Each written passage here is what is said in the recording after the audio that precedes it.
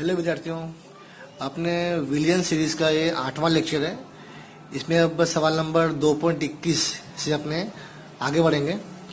और आपको पता भी होगा कि इस चैप्टर में से सवाल एक आता ही है, और इस सवाल की जितनी प्रैक्टिस करोगे उतना आपको फायदा होगा।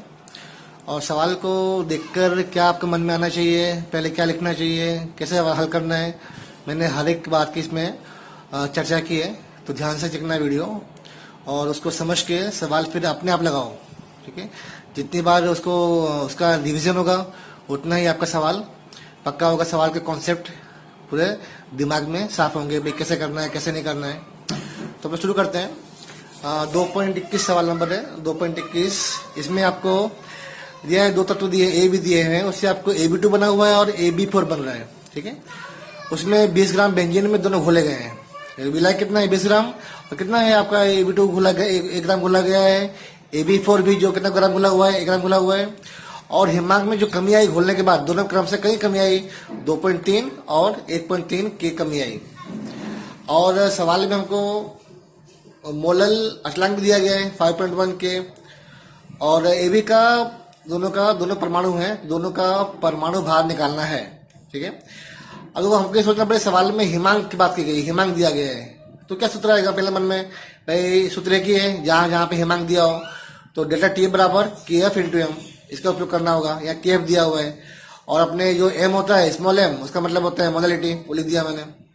अब आ जाओ, देखते अपने हमें क्या की कीमत दी गई है। जैसे लिखा गया है AB2, तो उसमें विलय का वजन दिया हुआ है, विलय के बेंजीन का वजन दिया हुआ है। M2 निकालना है मुझे, M2 पता नहीं कितना है। और हिमांक कमी कितनी हुई 2.3। सारे मान रखेंगे समीकरण नंबर 1 में, मुझे इसका अणुफल मिल जाएगा। M2 करता बनाएंगे, सब कीमत दी हुई है, अणुफल मिल जाएगा इसका। क्या अणुफल मिलेगा? AB2 का। ठीक है, अभी हमें निकालना किसका है? A और B का। हमें अणुफल मिला AB2 का। सेम करेंगे अपने किसके लिए? AB4 के लिए। भाई AB4 में जो दूसरा B का इसका वजन दिया गया विलय का, कितना बेंजीन है? 20 ग्राम विलायक दिया गया है। कितनी कमी आई? 1.3 केल्विन। हम इसका अणुफल निकाल लो पहले। तो सारे मान रखे मैंने 1 नंबर समीकरण नंबर 1 में, और मान रखने के बाद मैंने हल किया, तो M2 करता बनाया, तो मुझे कितना अणुफल आ गया? 196.15 ग्राम पर मोल। किसका अणुफल आया? AB4 का। ठीक है, अब मुझे अणुफल निकालना है XY का। मान लो कि जो A का अणुफल, A का जो परमाणु भार X है, B का परमाणु भार Y है। ठीक है, तो क्या होगा AB2 का अणुभार? A का परमाणु भार प्लस B 2 बार है, 2B का परमाणु भार। हमें आंसर आ चुका है। कितना आंसर आया इसका? 110.87। ठीक है, अच्छा, तो इसका रख दो मान। इसको X माना गया है, B को Y माना गया है, उसका परमाणु भार, तो मैंने मान रख दिया। ठीक है, इसी प्रकार जो AB4 का अणुभार है, क्या होगा उसमें? X प्लस 4Y, क्योंकि A का परमाणु भार X, Y का, इसका B का परमाणु भार Y, तो 4Y हो गया। इसका मान आपको यहाँ से लिख देंगे, यहाँ से मान मैंने हल किया था। अब समीकरण 3-4 को हल करना पड़ेगा, तो आपको यहाँ हल करना आता ही है, तो घटाएंगे अपने। तो घटाएंगे क्या होगा? कर दिया XX, तो यहाँ पे 2 आएगा, या घटाएंगे भी, तो आंसर आएगा इतना। तो इससे आपको क्या मिल जाएगा? आपको Y मिल जाएगा। Y मिलने के बाद क्या समीकरण रखोगे? मान रखो समीकरण नंबर 3-4 में किसी एक पर रख दो। जो Y मिल गया है, तो रखोगे क्या मिल जाएगा? X आ जाएगा। तो आपको क्रमशः X और Y का आपको उसका परमाणु भार भी मिल जाएगा। इसको पूरा अपने आप फिर से चेक करो, फिर से पूरा हल करो, और सवाल को पूरा करके इसका जो आंसर चेक करो। तो जैसा कि यहाँ किया गया है, पहले Y निकाला गया है पीछे पर से, और इस पे Y का मान 3 में रखने पर X की कीमत मिल जाएगी। थोड़ा अपने आगे बढ़ेंगे सवाल नंबर 22 पे, 2.22।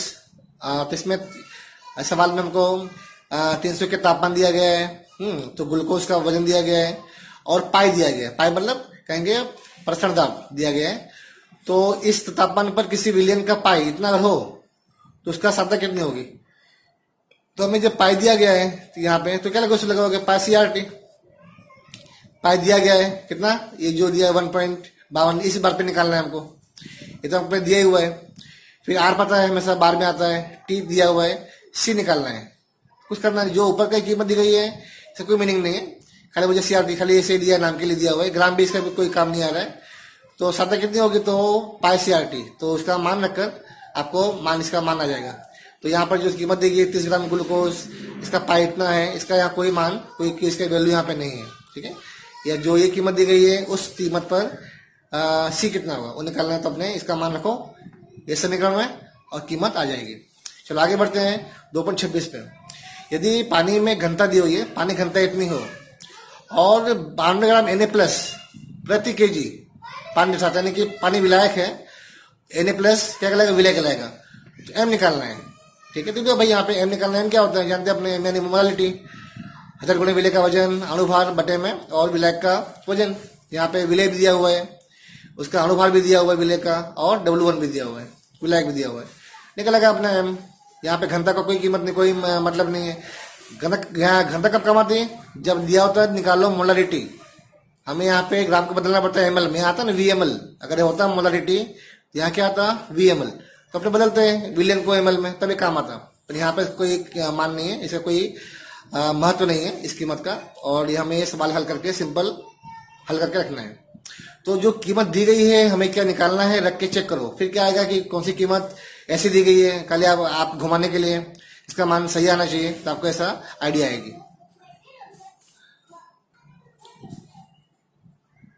चलो अब आ जाओ 2.27 नंबर पर। ये सवाल 11th का है, जाता है ना संतुलन में। अब अपने पाठ का नाम था साम्य अवस्था, वहां था। तो COS का विलेयता गुणनफल दिया हुआ है और निकालना है विलेयता। अभी निकालना है किसमें, मोलारिटी में निकालनी है, ठीक है। विलेयता COS का कितना विलय होगा, तो सिंपल सा आपको 11वीं का करना है, ये अपने 12वीं में थ्योरी नहीं है, थ्योरी 11th की थ्योरी है, पर यहाँ दी गई है। तो सिंपल है, तो आपको KSP दिया हुआ है, S निकालना है। तो KSP और S का संबंध आपको याद होगा, जैसे समीकरण लिखो, COS है तो C+2 और पानी घोलने क्या बन जाएगा, S-2। माना कितना विलय है, ये S मोल विलय है, ABS मोल विलय है, ये S क्या है, मोल पर लीटर में, क्योंकि यहाँ पे आगे 1 है, तो अगर यहाँ के 2 होता तो 2S, यहाँ पे आगे कितना सा गुणक है, 1 है तो आएगा 1S और 1S। ऐसा अपने 11वीं में हल किए थे, अगर याद हो तो करना। नहीं तो क्या KSP बराबर, KS बराबर उत्पाद बटे में प्रक्रियक।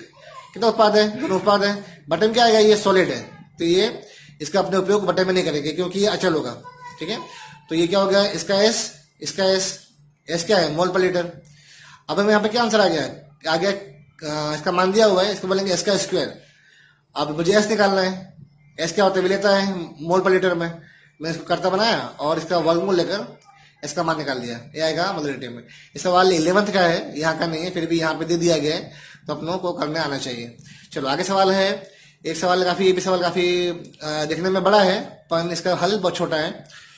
तो एक दवा दी गई है, इस दवाई में दिया हुआ है कि 1.5 मिलीग्राम, अगर ये 200 है दी जाए किसी को नींद करना है, नींद आ रही है, उसके लक्षण दूर करना है, ये दवा दी जाए, इसके लिए 1.5 10⁻³ मोलर छोटा एम दिया हुआ है। जली विलियन का कितनी अवस्था होगी, कितने विलियन ले में, तो अपने को ये इतना मिलीग्राम उसमें डोज में आवे। तो ऐसे ये सिंपल दिया गया है कि भाई ये हमको इतना सांता दी गई है, इसकी कितनी मात्रा ली जाए, उसमें हमको नजरफिन का 1.5 mg प्राप्त होगा। हमको यानी कि विलायक निकालना है, कितना विलायक लिया जाए ये निकालना है। यहाँ विलय कितना होगा, W2 दिया हुआ है, ठीक है। यहाँ पर उसका अणुभार भी दिया हुआ है, निकाल लो हल करके, उसका सूत्र दिया हुआ है C19H12NO2 का, तो 311 ग्राम पर मोल आया।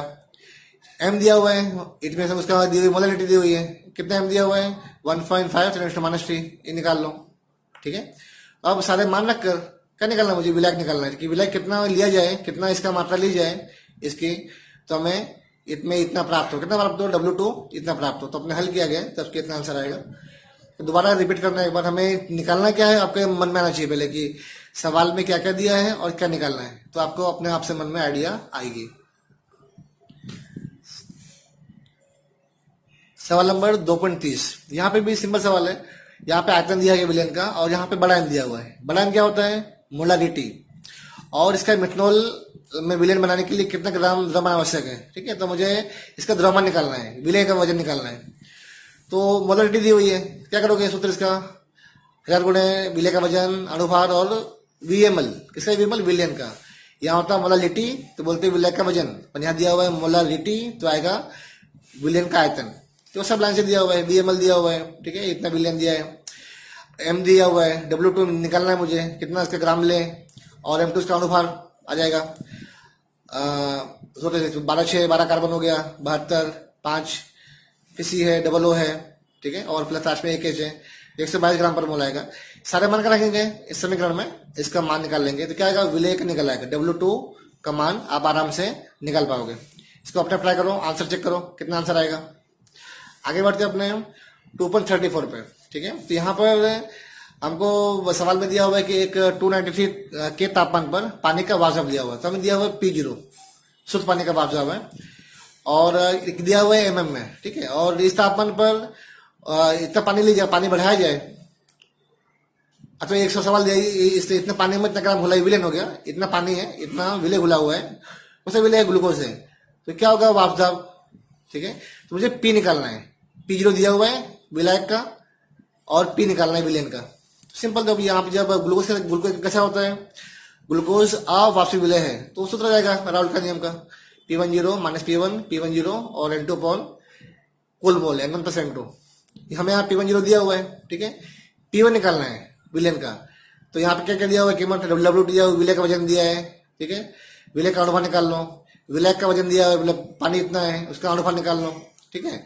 अनुभार निकाल क्या करेंगे, उसका कहाँ मान रखेंगे, फिर इसका मोल निकालेंगे, N2 मोल निकाल लो, इसके बताएगा N2 मोल, N1 आ जाएगा, मान रखकर P1 निकालेंगे। तो जैसे मैंने कहा, यहाँ पर पहले निकाल लो विलय का मोल निकाल लो, ठीक है, सारे मान दिए हुए हैं, विलय का वजन बटे अनुभार, यहाँ पर विलय का निकाल लो, विलय का वजन बटे अनुभार, तो यहाँ के विलय का मोल और ये विलय का मोल आ गया, सारे मान मिल गए। तो यहाँ को इस मान समीकरण में तो क्या निकाल लोगे, P1 अपने आप आपको निकालना पड़ेगा। तो P1 हल करो, कितना आता है P1, किस में आएगा, आएगा mm में आएगा। तो थोड़ा अपने आगे बढ़ते हो, तो सवाल दिया गया है कि इस तापमान पर बेंजीन में विलय, बेंजीन में विलायक है, उसमें विलय मिथेन है, उसकी मोलालिटी के लिए हेनरी स्लैंग का मान दिया हुआ है, केश का मान दिया हुआ है, और इस दाब पर मिथेन की कितनी विलेयता होगी। जब बोल रहे हैं हेनरी स्लैंग और विलेयता, ठीक है, विलेयता कुछ दी नहीं, किसमें कुछ यहाँ पे मान नहीं दिया गया है कि मोलालिटी में किसमें नहीं दिया गया है, तो अपने वही लगाएंगे हेनरी का क्या संबंध है विलेयता से, तो बोले P बराबर KHX। यहाँ पे क्या होता है, इस बराबर विलेयता है, किसी विलेयता है, विलेयता मोलंस में है, तो जब मोलंस में विलेयता है तो सब कीमत दी हुई है, KH दिया हुआ है, आपको P दिया हुआ है, ठीक है, आपको X निकालना है, और इस पे मान रख दो, अपना X निकल आएगा। तो कुछ भी हल नहीं करना। हाँ, यहाँ दिया होता है भाई विलेयता निकालो मोल पर लीटर में, ग्राम पर लीटर में, तो आपने आगे करते, या कुछ दिया नहीं गया तो इसमें मान रखकर अपने इसको हल कर लेंगे। क्या निकालना है आपको, X निकालना है, यानी उसकी विलेयता मोलंस में आएगी। तो सवाल नंबर 2.36, यहाँ भी दिया गया है 100 ग्राम द्रव A दिया हुआ है, फिर अनुभार दिया उसका, विलायक दिया हुआ है B, उसका अनुभार दिया है, और शुद्ध द्रव B का वाष्प दिया हुआ है, P0 दिया हुआ है 500 टोल, और शुद्ध द्रव A का क्या निकालना है, वाष्प निकालना है, P0A निकालना है, P0B दिया हुआ है, निकालना क्या P0A, और विलेन का कुल दाब दिया P दे दिया है, तो विलेन A का निकालो वाष्प दाब, विलेन में A का वाष्प निकालना है। तो सिंपल है, इस पर जितने दोनों पदार्थ वाष्पशील है, तो क्या बोलोगे, P बराबर क्या आएगा, P0A इंटू X है, P0B इंटू X भी। तो हमें निकालना क्या है, तो हमें निकालना है विलेन में A का वाष्प दाब, तो हमें PA निकालना है अलग से। और दूसरी बात, चलो हमको अगर PA निकालने के लिए क्या करना पड़ेगा, अपने को पहले हर एक मान लेकर क्या कर दिया गया है, A का वजन, ठीक है, A का अनुभार, उसका मोल निकल आया, विलायक B दिया हुआ है, उसका अनुभार, क्योंकि विलायक B क्या है, B का अनुभार दिया 180 दिया हुआ है, उसका मोल निकल आएगा, उसका मोल निकल आया। अब निकालो मोलंस, क्योंकि यहाँ पे काम आएगा मोलंस, A का मोलंस, ठीक है, यहाँ निकालो B का मोलंस, ठीक है, मोलंस निकल आया। सारे मान कर रखेंगे, अपने रख देंगे समीकरण नंबर 1 के अंदर, सब कीमत दी हुई है, तो क्या निकल आएगा P0A, जो बोलते हैं यहाँ पे शुद्ध द्रव का निकालो वाष्प दाब, तो निकल आएगा P0A। तो हमें सारे मान रख दिए, तो निकालो P0A। और क्या निकलना है, बोल रहा है फिर विलियन में कितना होगा, तो विलियन में PA निकालना है। P क्या होता है, यहाँ लिखा सूत्र P बराबर P0A इंटू X है। जब उसे वहां मान मिल गया तो हमको यहाँ P0A पता हो गया, तो X से पता ही है, यहाँ पे X दिया हुआ है, तो इसमें मान रखकर क्या निकाल लेंगे, PA निकाल लेंगे। तो दो मान रखकर P निकाल लेंगे, क्योंकि PA क्या आवश्यक है निकालने के लिए, P0A इंटू X है। हमारा P0A हमको यहाँ से मिल गया, यहाँ से ये पूरा हल करेंगे, मुझे यहाँ से P0A मिल जाएगा। बाद में वह मान रखेंगे नंबर 2 में, तो मुझे PA भी मिल जाएगा। ठीक है, पूरा अपने आप ट्राई करो, सवाल काफी IMP एग्जाम में आ सकता है। अब यहाँ सवाल दिया गया है कि बेंजीन टोलुइन मिलकर एक विलय बनाया गया है विलयन में, और तापमान दिया गया है 300 के शुद्ध बेंजीन और शुद्ध टोलुइन यानी कि P0B P0T का मान दिया हुआ है। यदि 80 ग्राम बेंजीन हो और 100 ग्राम टोलुइन हो, ठीक है। तो बेंजीन का जाए तो बेंजीन का वाष्प दाब किसमें, उसे वाष्प अवस्था में मोलस निकालो। तो फिर देखते हैं अपने पहले आपको सूत्र याद करो, आपको लिख लेगा पहले, मैंने पूरा इसके बारे में हो चुका है। बोले वाष्प अवस्था बोले, इसका मतलब होता है मोलस, अगर एक्स वाष्प अवस्था का मोलस है तो क्या सूत्र होगा इसका, पी बेंजीन का वाष्प दाब विलयन में बराबर इसका एक्स बेंजीन का वाष्प अवस्था में और पी कुल। आपके माने याद होना चाहिए, पी निकालना पड़ेगा बेंजीन का विलयन में, पी कुल निकालना पड़ेगा, एक्स निकलेगा। पी कुल कैसे निकालते हैं पता है आपको, दोनों इसमें वापसील है, पी जीरो ए इंटू एक्स है, P zero P into x भी। और जो पी निकालना है बेंजीन का विलयन में, ठीक है, क्या होगा वो P zero B into X B, यानी कि बेंजीन के बोल रहा हूँ, तो इसमें एक कॉमन सूत्र है, यहाँ आएगा P B zero B X B, आएगा टोल्विन का P zero T X T. और यहाँ पे फिर क्या निकालेंगे बेंजीन के लिए, बेंजीन का इंटू एक्स बी, ठीक है। तो इसका उपयोग करेंगे अपने, देखते हो हल करते हैं 1 by 1।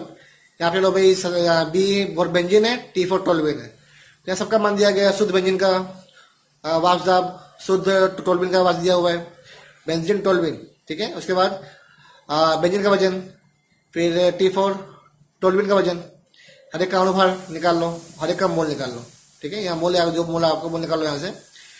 अब जो मोल आएगा, ठीक है, वो क्या रखेगा मान, एक्स बी क्या होता है, जैसे यहाँ एक्स बी निकालना है तो बी का मोल बटे कुल मोल, ठीक है। तो आपको यहाँ पे सारे मोल मिल गए, यहाँ से मोल निकल आएगा एक्स बी का। तो एक्स बी आ गया तो एक्स टी अपने आप आ जाएगा, क्यों क्या होता है एक्स बी एक्स टी बराबर एक होता है, कुल मोलन से एक होता है। जिस भी मान आएगा उस पर से मान रखकर क्या निकालोगे, एक्स टी निकाल लोगे, ठीक है, आपको एक्स टी मिल जाएगा। अब आ जाओ 2 पर से, यानी कि सारे मान मिल चुके हैं यहाँ पे, तो आप आ जाओ नंबर 2 पर। 2 में क्या लिखा हुआ है, पी कुल निकालना है, तो जितने मान निकाले अपने ने यहाँ पे सारे रख दो समीकरण में। पी जीरो बी दिया हुआ है, एक्स बी दिया हुआ है, पी जीरो टी दिया हुआ है, और एक्स टी अपने यहाँ निकालेंगे वो एकदम मान, क्या निकल आएगा, पी कुल आ जाएगा।